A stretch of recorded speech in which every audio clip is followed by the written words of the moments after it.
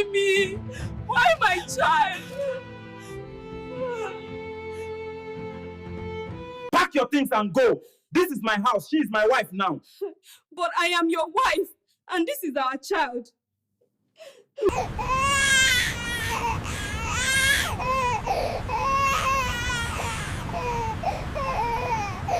Tears blurred my vision as I stepped back from the gate.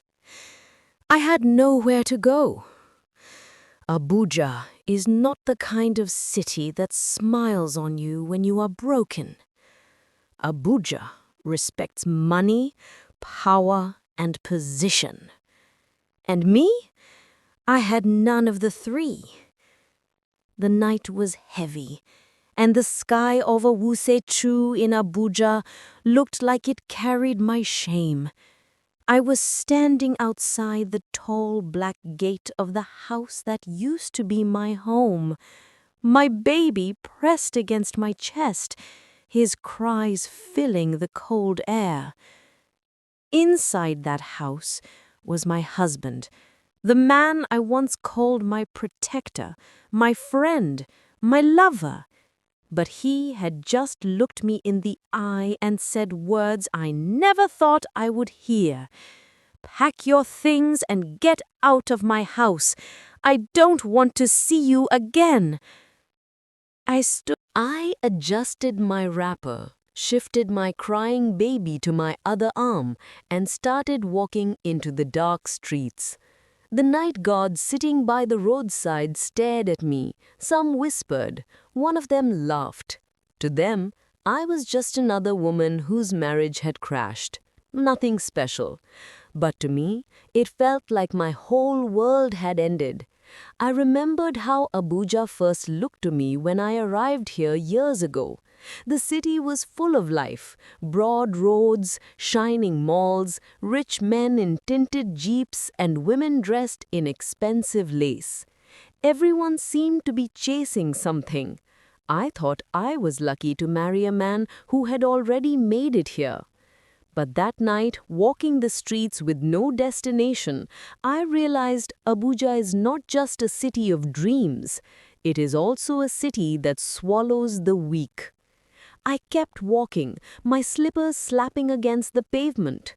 My baby's cries grew softer as he tired himself out. Hunger gnawed at my stomach, but my pride gnawed harder. Where would I sleep? Who could I call? My family had warned me about rushing into marriage, about trusting too easily. I had ignored them. Now how would I face them? I found a bench near a half-closed shop and sat down. My baby stirred in his sleep, his tiny breath warming my skin. I looked down at his innocent face and whispered, "Don't worry, my son. I will not fail you, even if the world has failed me."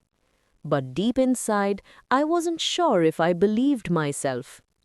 I sat on that bench hugging my baby, and memories began to flood my mind like a movie I didn't want to watch. Abuja nights have a way of forcing you to think about your life, and mine came rushing back in sharp colors. I remembered the first time I met David. Yes, my husband's name is David. It was 4 years ago at Jabi Lake Mall. I had gone there with a friend, just to window shop and maybe take some pictures near the water, pretending I had money to spend. Abuja can pressure you into looking rich even when your pocket is dry. David had walked past us. Tall, broad-shouldered, his shirt neatly ironed, the kind of man that carried confidence like perfume. My friend had whispered, "See fine Bobo, correct Abuja guy." I had laughed, brushing it off, but I noticed when he doubled back and asked me for my number. That was the beginning. David was different then, or maybe he just pretended well. He called me every night, sent small money for airtime, took me to places I never thought I would step into. He drove a black Prado Jeep then, and whenever we went out, people greeted him with respect. He told me he worked in oil and gas, and from the way money flowed, I believed him. My parents were skeptical when I introduced him. "Are you sure he's serious?" my mother had asked. Our wedding was big, Abuja-style big. Politicians came. His friends drove in convoys. The Asoebi was everywhere. I wore white lace and smiled until my cheeks hurt. My parents looked proud. People kept saying, "This your husband na correct man, you don't marry well." And truly, at first, it was sweet. David treated me like a queen.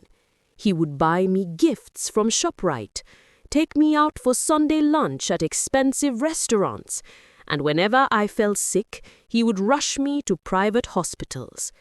We lived in a duplex in Wuse too, and I thought I had entered paradise. But paradise doesn't last forever. It started small, late nights at work, unanswered calls, mood swings. He stopped eating my food, preferring to order from outside. I would ask him, "David, is something wrong?" He would snap, "Must you always nag? Leave me alone." Then came the lies.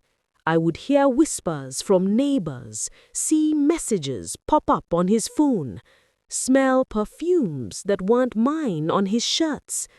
When I confronted him, he denied everything. Once he slapped me, then apologized the next day, promising it would never happen again. I stayed because of love, because of society, because of fear of what people would say. Then I got pregnant. I thought maybe a child would bring us back together. For a while, it seemed to work. He would touch my belly and smile. But after the baby was born, things worsened. He became distant. He stopped coming home some nights.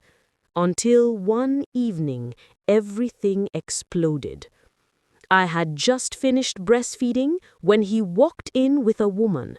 She was slim, light-skinned, wearing a tight gown that showed she was proud of what she had. She didn't even look at me. David cleared his throat and said words that felt like poison. "From today, this woman is the one I want. I don't love you anymore. Pack your things and leave my house." I thought it was a joke. I laughed nervously, waiting for him to smile and say he was playing. But his eyes were cold. The woman smirked, her red lipstick shining like blood. I begged. I cried. I reminded him of our vows, of our child. But he turned his back on me. That was how I ended up on the street, with nothing but my baby and the clothes on my body. So I carried my baby again and started walking.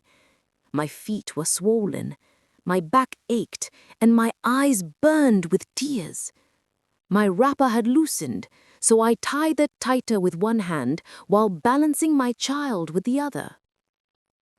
Everywhere I turned, I felt invisible. People hurried past me.